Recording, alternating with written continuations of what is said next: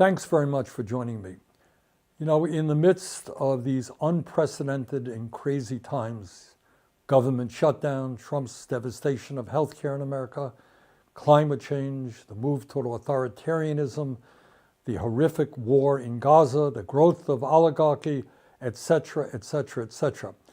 I want to take a few minutes talking about another issue of enormous consequence that just doesn't get the kind of attention I think it deserves. Everybody agrees that artificial intelligence, AI, and robotics are going to have a transformative impact on our country and the world. There is very little disagreement about that. There are, however, very strong disagreements as to what those impacts will be, who will benefit from these changes and who will be hurt. So here is my take. Some of the very wealthiest people in the world, including Elon Musk, Larry Ellison, Mark Zuckerberg, Jeff Bezos, and others, are now investing hundreds and hundreds of billions of dollars into these revolutionary, transformative technologies. Now, why is that? Why are they doing that? Is it because they want to improve the standard of living of the 60% of our people who live paycheck to paycheck, Americans who are struggling to pay for groceries, healthcare, housing, education? Maybe. Maybe they are staying up nights worrying about the working families of America. But I doubt it. I think it's because investing in AI and robotics will increase their already incredible wealth and power exponentially. Among other impacts, the artificial intelligence and robotics being developed by these multi-billionaires will allow corporate America to wipe out tens of millions of decent-paying jobs, cut labor costs, and boost profits. The result? The wealthiest people in the world will get even richer while working families lose their jobs and their income. And unless we act, here is, in my view, I don't claim to have all the answers, but in my view, this is what is likely to happen in the next 10 years. Now, as a member of Congress who vigorously opposed the disastrous trade agreements that decimated communities throughout this country, I, like most Americans, want to see manufacturing rebuilt in the United States of America. But let us be clear. New factories won't mean much for working people if the jobs are done by robots instead of human beings. Elon Musk has said he wants Tesla to build millions of robots. And what will these robots do? Well, obviously, they will replace the men and women working in our factories, warehouses, and in restaurants and in other areas. That means millions of good jobs could disappear. It's not very complicated. And of course, it's not just Musk. Amazon, owned by Jeff Bezos, has already laid off 27,000 workers since 2022. The company now has more than 1 million robots working in its warehouses, and soon these robots will outnumber human workers in Amazon facilities. In 2016, Foxconn, the massive manufacturing contractor for companies like Apple and Google, replaced 60,000 workers in a single huge factory in China with robots. Now, the company is planning fully automated factories. And just a few months ago, Foxconn CEO Young Liu predicted that artificial intelligence will make it unnecessary for large corporations to outsource jobs to low-wage countries. You know why? Because robots will be doing most of the manufacturing work. However, it is not just manufacturing jobs at risk. Most of us want to see the United States develop a strong, clean, and efficient transportation system, including the production of millions of new cars, buses, and trucks. But if Musk and others get their way, those vehicles won't be operated by truck drivers, bus drivers, or taxi drivers. They will be driverless vehicles.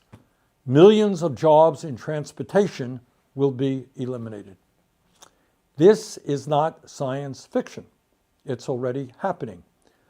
FedEx is using driverless trucks to haul heavy loads along the I-45 corridor between Dallas and Houston through a company called Aurora. Walmart is using autonomous trucks for short-haul deliveries in Arkansas through a company called Gatik. Kodiak Robotics has partnered with IKEA to conduct driverless deliveries in Texas.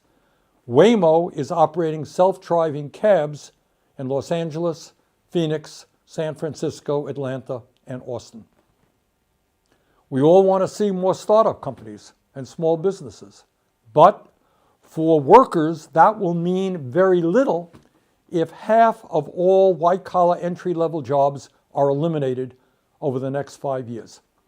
And that is exactly what has been predicted by Dario Amodei, the founder of Anthropic, one of the leading AI companies in the world. As the ranking member of the Health, Education, Labor, and Pensions Committee, I just released a report finding that AI, automation, and robotics could replace nearly 100 million jobs in America over the next decade, including 40% of registered nurses, 47% of truck drivers, 64% of accountants, 65% of teaching assistants, and 89% of fast food workers, among many other occupations. And as bad as that may seem, I'm afraid it could be an underestimate. In June, the CEO of Ford, Jim Farley, predicted that AI could eliminate, quote, literally half of all white-collar jobs in the U.S., end quote, within the next decade. That's Jim Farley, Ford. Elon Musk said this year that as a result of AI and robotics, quote, probably none of us will have a job. If you want a job, that's kind of like a hobby. You can do a job. But otherwise, AI and robotics will provide any goods and services you want, end of quote.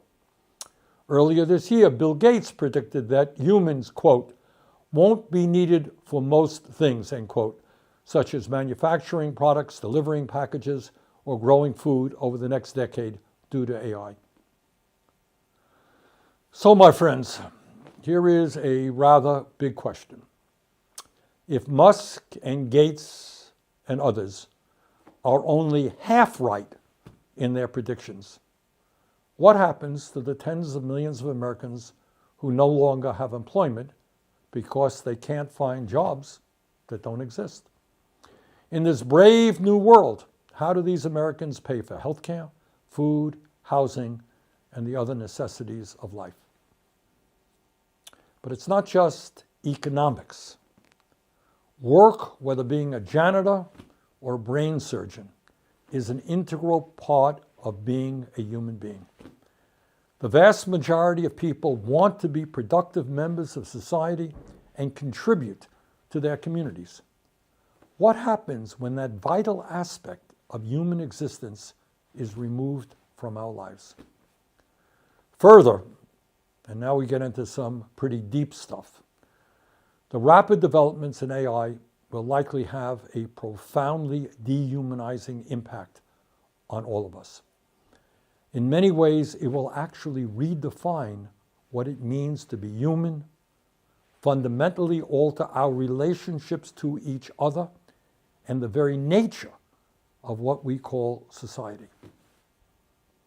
Can AI and robotics be of help to us in many ways? Absolutely. I believe they can. I am not a Luddite. The goal, however, is to make sure that the new technologies being developed serve human needs and not just further enrich a small number of multi-billionaires. We do not simply need a more efficient society. We need a world where people live healthier, happier, and more fulfilling lives. So, where do we go from here? And again, I don't have all of the answers, but here are just a few ideas as to how, in my view, the advances in technology can benefit ordinary Americans and not just multi-billionaires. First, we must move to a 32-hour work week with no loss in pay. Think about it. Today, American workers are 400% more productive than they were in the 1940s when the 40-hour work week was first established. Artificial intelligence and robotics will greatly increase that productivity. Workers must benefit from that increased output through a shorter work week. A 32-hour work week with no loss in pay would be a major step forward in improving the quality of life for millions of Americans. Second, we must require large corporations to allow workers to elect at least 45% of the members of their boards of directors, similar to what already takes place in Germany. Workers need a seat at the table to best determine how AI is used in their companies. If Tesla workers were on their corporate board, I doubt very much that they would be rewarding Elon Musk with a $1 trillion pay package. Third, we must greatly increase profit sharing at our nation's largest corporations. In my view, workers should receive at least 20% of the stock in companies they work for. Corporate profits should not just be going to enrich wealthy stockholders and the billionaires who own them. Fourth, we need to substantially expand the concept of employee ownership in America. When workers own their own businesses and are more involved in the decision-making processes, they will make choices that benefit everyone in the company, not just the people on top. Fifth, instead of providing billions of dollars in tax breaks to companies that are throwing workers out on the street and replacing them with new technologies, we should enact a robot tax on large corporations and use that revenue to improve the lives of workers who have been harmed in this transition. Bottom line, AI and robotics will bring a profound transformation to our country. Nobody denies that. In my view, we must fight to make sure that these changes benefit all of us and not just a handful of billionaires. Let the debate begin, and we need your participation. Thank you very much.